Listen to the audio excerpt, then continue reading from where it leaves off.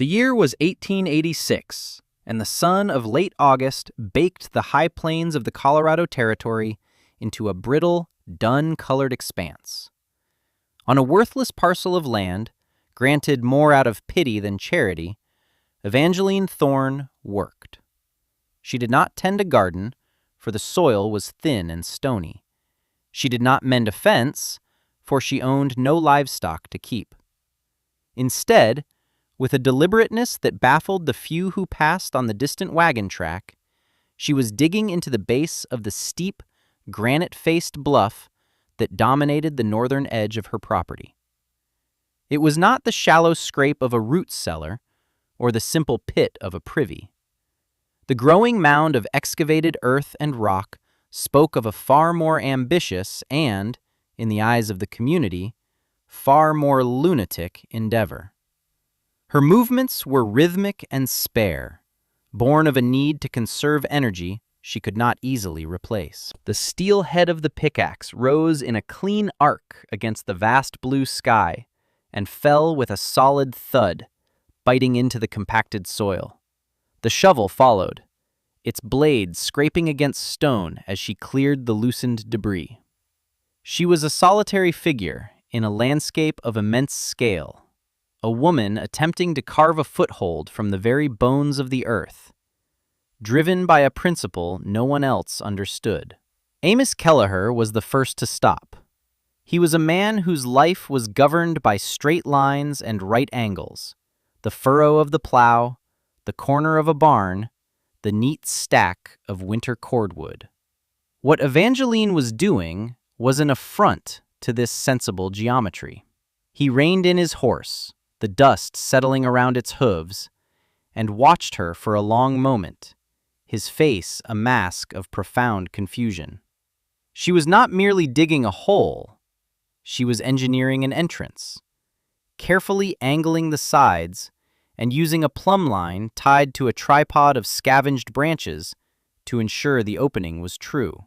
He saw the timbers laid nearby, salvaged from a collapsed mining shaft miles away, dragged here by a rented mule she could ill afford. He saw the care with which she sorted the excavated stones into piles by size and shape.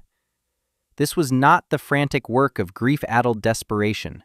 It was methodical, planned, and utterly mad.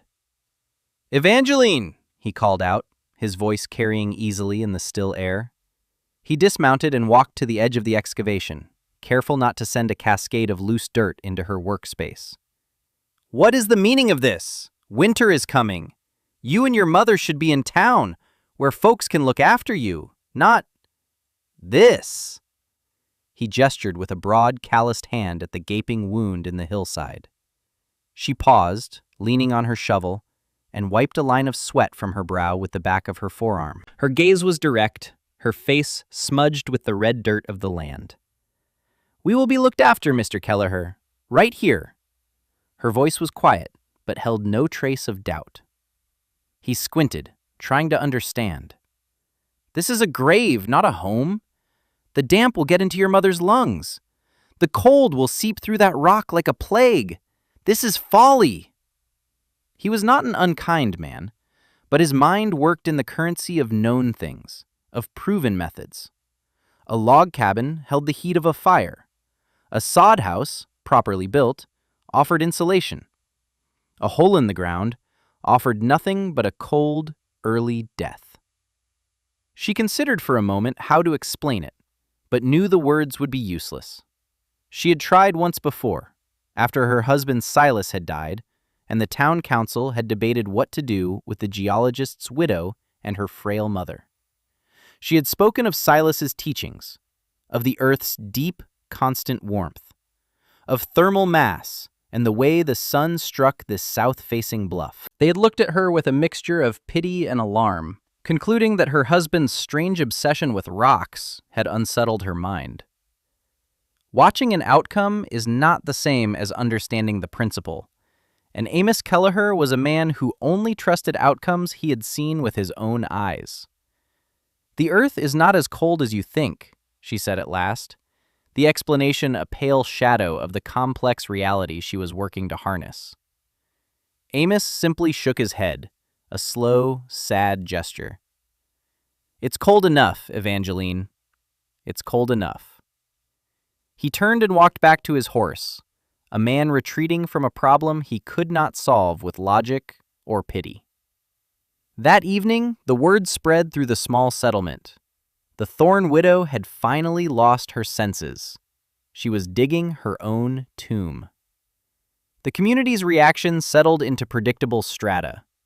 Dora Kelleher, Amos's wife, led the chorus of pity, which was its own kind of condemnation. She spoke in hushed tones over tea, suggesting that someone ought to intervene for the sake of poor Eleanor, Evangeline's mother, who was being subjected to her daughter's madness.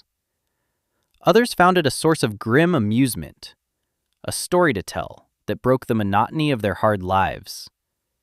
Choosing amusement was a safer position than offering help, for to help would be to endorse the madness itself. Only Constance Hartwell, a woman who had twice been widowed and knew the shape of desperation and resolve, remained silent. From her own homestead, she would watch Evangeline's progress through a small spyglass, noting the unflagging pace, the careful construction, the sheer force of will on display. She saw not a madwoman, but a woman engaged in a desperate calculus, betting her life and her mother's on a piece of knowledge that no one else possessed. She said nothing, but she watched and she waited. Evangeline was untroubled by their whispers. She had the memory of Silas to guide her, a presence more real and substantial than the fleeting pity of her neighbors. Silas had been a man who read the land as others read a book. He saw stories in strata, histories in stone. He had brought her to this very bluff years ago, long before they owned it, on a bitterly cold day in late winter. While she had shivered, bundled in wool, he had placed her bare hand against a specific slab of dark granite where the wind had scoured the snow away. The stone was not warm, not in the way a fire is warm, but it was strikingly, unnervingly free of the biting cold that permeated everything else. It held a deep, neutral coolness, a stark contrast to the frozen air. "The earth breathes," he had told her, his voice full of a reverence she had come to love. "It holds the memory of summer deep in its bones. Most men build on top of the earth, fighting the cold. They should be building into it, borrowing its strength." He had explained the principle then, in the clear, simple terms he used for her, stripping away the geological jargon. He spoke of the planet's molten heart, a furnace whose heat, however faint on the surface, was constant. He explained that this particular formation of granite was dense, an excellent conductor, acting like a conduit to that deeper, more stable temperature.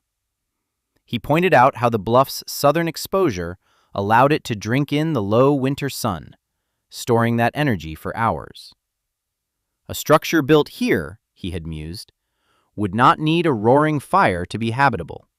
It would only need to be protected from the wind and the immediate, superficial frost. It would tap into the immense, unfluctuating thermal mass of the planet itself. At the time, it had been a fascinating lecture, another glimpse into her husband's singular mind. Now, it was the blueprint for survival. She was not just digging a shelter. She was building a heat exchanger with the entire planet as her furnace. She had tried to articulate this to Amos Kelleher, speaking of the way stone held warmth, but he had countered with his own irrefutable, practical logic. "A stone by the fire is warm, Evangeline. A stone in the winter ground is cold. I've dug wells. I've buried kin. I know the cold of the earth." He was not wrong, but he was incomplete. He understood the transfer of cold from the air to the surface of the ground, but not the deep, abiding stability that lay just a few feet beneath. His experience was a wall he could not see past. Her attempt to explain had only solidified his certainty of her delusion. It was a lonely knowledge she possessed, and it could only be proven by the act of creation, by the slow, arduous process of turning Silas's principle into a physical reality. There was no convincing anyone with words. The proof would have to be lived in. The work consumed her days. September arrived, painting the aspen groves in the distant foothills with strokes of brilliant gold. The air grew crisp, carrying the sharp, clean scent of the coming frost. Evangeline moved with the urgency of the season, her body hardening to the task. She had cleared a space nearly 15 feet deep and 20 feet wide into the hillside, a cavernous opening that now required internal support. She used the timbers Silas had salvaged, setting thick posts and a central ridge beam with the help of a block and tackle rigged to a sturdy pinyon pine growing atop the bluff. She had watched miners timbering their shafts and understood the geometry of load and support. She worked slowly, fitting the pieces with exacting precision, understanding that a collapse would be the end of everything. The thud of her sledgehammer against the wooden wedges echoed in the enclosed space, a steady heartbeat of construction. Once the primary frame was secure, she turned her attention to the walls, particularly the rear wall that pressed against the heart of the granite formation. This, Silas had taught her, was the engine of the entire system. She did not leave the excavated rock face bare. Instead, she began to build an interior wall of the flat, dark stones she had meticulously sorted. She left a gap of several inches between her wall and the natural rock, creating a narrow air channel. This was a critical refinement of her own design. Cold air, she reasoned, was heavy and would settle at the floor. If she created a small vent at the base of the wall and another near the ceiling connected to the flue, the faint heat radiating from the deep granite would warm the air in the channel, causing it to rise. It would create a slow, silent, continuous circulation of air, drawing the coldest air from the floor and replacing it with passively warmed air from behind the stones. It was a living, breathing wall, a lung for her shelter. The facade of the hollow was the final piece of the puzzle, the membrane between her stable interior and the volatile world outside. She used the earth she had excavated, mixing it with dry grass and water to form thick, heavy sod bricks, which she laid in overlapping courses. The resulting wall was nearly 3 feet thick, a dense barrier against the wind. She built a stone entryway and hung a heavy door made of 2 layers of pine boards with a layer of packed wool insulation between them. The most crucial element was the flue for the small cast-iron stove she had purchased. Instead of a short, direct chimney that would siphon precious warmth, she constructed a long, stone-lined channel that ran underground for 10 feet before rising vertically through the earth to exit far up the hillside. The long, horizontal run would allow the smoke to cool, transferring the last of its heat into the surrounding stone and earth before exiting. It was a design of profound efficiency, wringing every last calorie of heat from the meager fuel she could afford. By mid-October, it was done. The structure was all but invisible from a distance, merely a low, earth-colored mound at the base of the bluff. A stranger might have mistaken it for a natural feature of the landscape.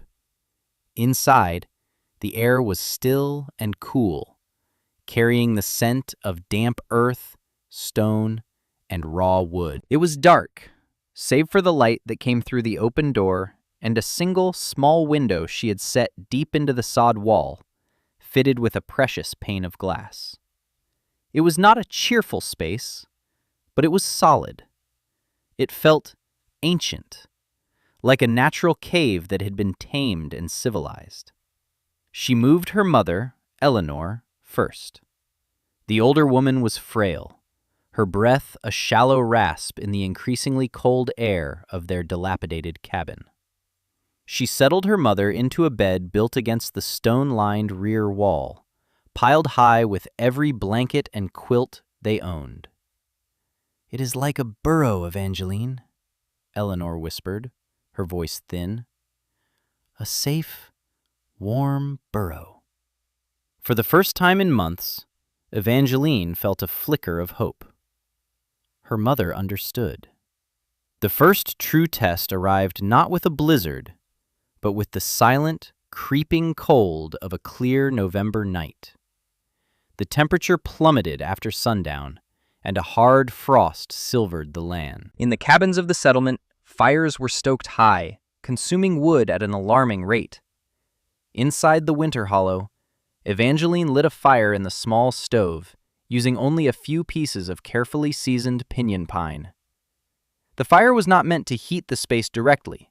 Its purpose was to start the circulatory draft behind the stone wall and to drive out the deep, residual damp.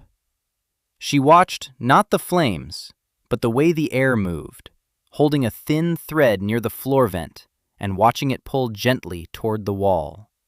It was working. The principle was sound. She did not sleep that night.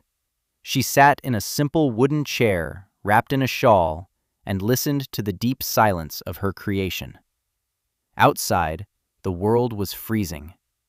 The water in the bucket by the door developed a thin skin of ice, but inside, the temperature held. It was not warm, she could see her breath, but the cold had no sharp edge, no biting sting. It was a passive, neutral coolness, the kind one might feel in a deep cellar in the heat of summer.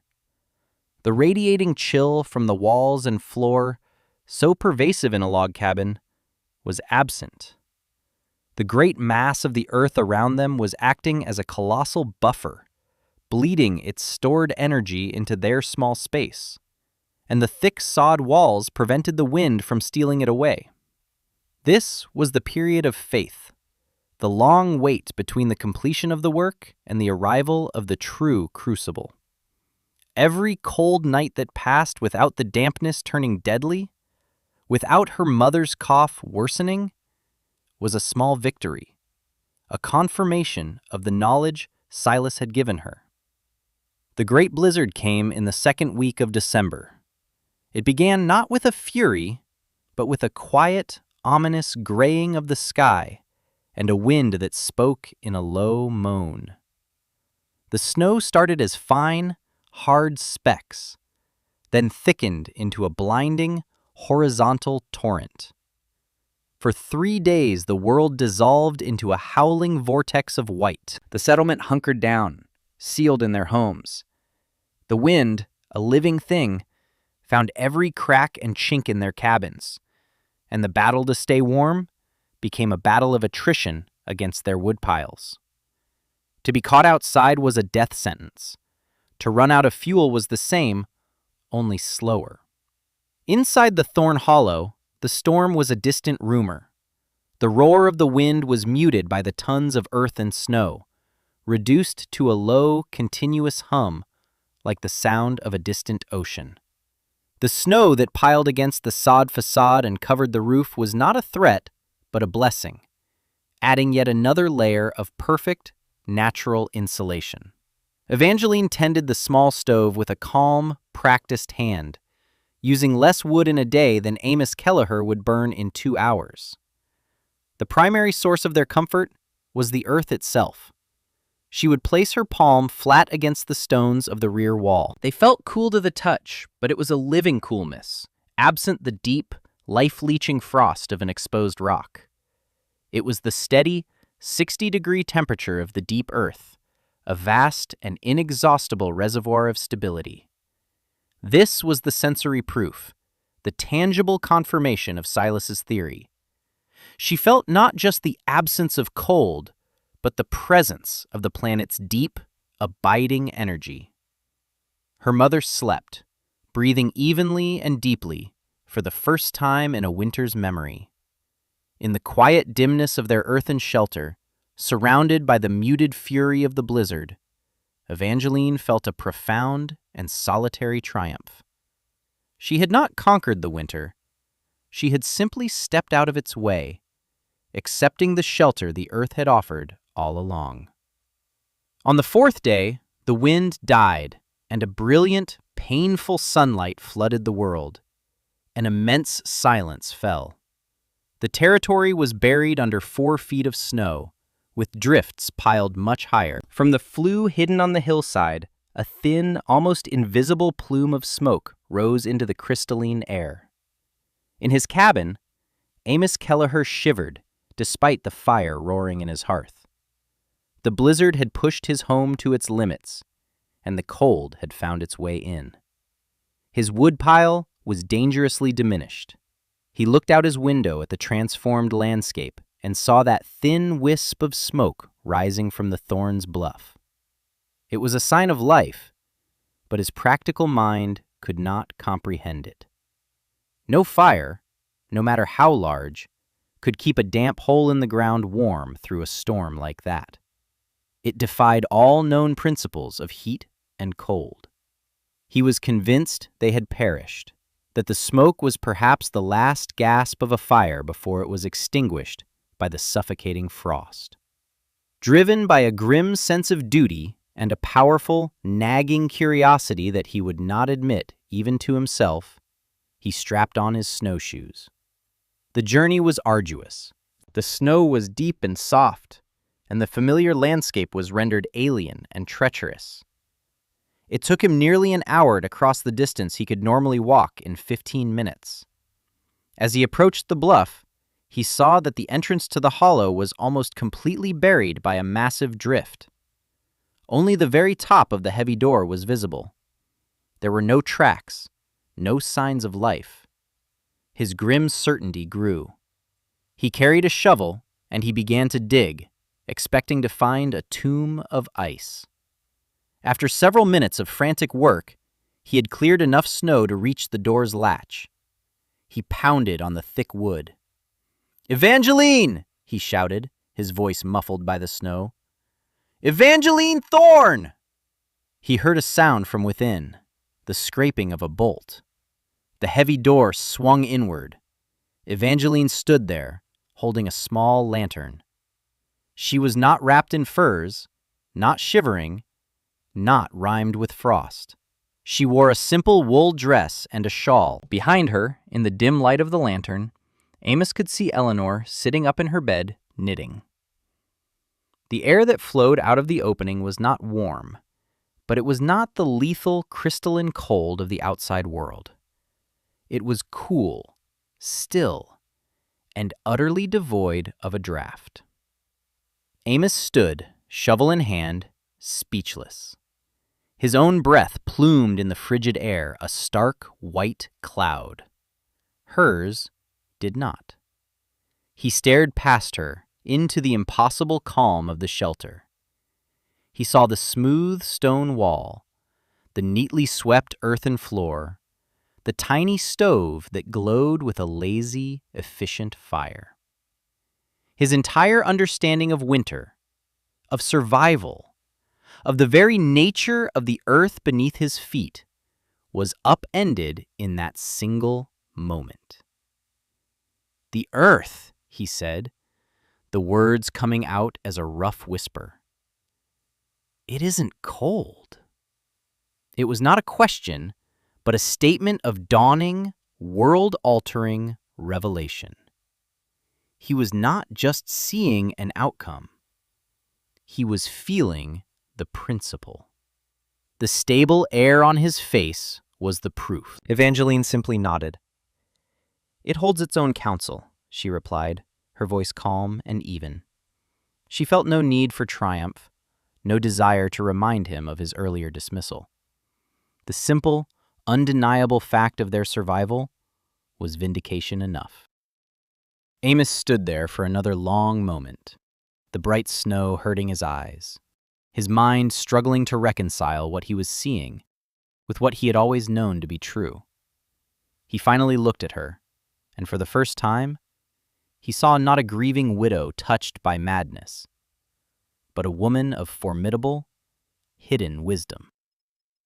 "I was wrong," he said, the admission as plain and solid as the granite bluff behind her. He then asked if she could spare a little coffee, as his wife was chilled to the bone. The story of the Thorne Hollow spread not like gossip, but like a vital piece of new scripture. It was carried first by Amos, a man whose practicality gave his testimony an unassailable weight. He did not describe it with fanciful language. He spoke of the facts. He spoke of the lack of frost on the interior walls, of the minimal firewood required, of the peaceful, quiet air inside while the world outside raged. Constance Hartwell was the next to visit, bringing a loaf of freshly baked bread.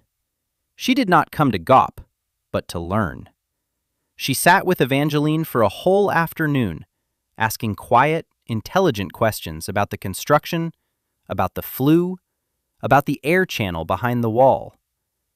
She looked at the structure not as a miracle, but as a piece of brilliant engineering, a solution born of deep observation. By the time the spring thaw arrived, Evangeline Thorne was no longer an object of pity. She was a source of knowledge. That summer, 3 other families, having endured the blizzard with terror and hardship, approached Evangeline. They asked her to show them how to build their own shelters. She did not hoard her knowledge. She walked their lands with them, pointing out the ideal locations, a south-facing hill here, a deep clay bank there. She explained the principles Silas had taught her, translating his geological science into the practical language of farmers and homesteaders. She taught them how to read the land, to understand its hidden thermal properties, and to work with it, not against it. That winter, and for every winter that followed, the story of the Great Blizzard was told differently. It was a story of hardship, yes, but it was also the story of how the Thorne Hollow had provided a new answer to the oldest question of the High Plains: how to survive the cold. The winter hollow served Evangeline and her mother for the rest of their days. Eleanor lived another 7 years, her winters passed in the calm, stable environment that soothed her fragile lungs. After her mother was gone, Evangeline remained, finding a deep contentment in the quiet solitude of her earthen home. Over time, the design was adapted and adopted throughout the region. People called them thorn shelters, and they became a standard feature of any new homestead, a vital refuge against the unpredictable fury of the frontier weather. The original hollow, reinforced and maintained by generations that followed, stood for over a century, a testament to the woman who had listened to the earth's quiet wisdom. It became a local landmark, a silent monument not to a battle won, but to a principle understood, a legacy of quiet innovation carved from rock and resolve.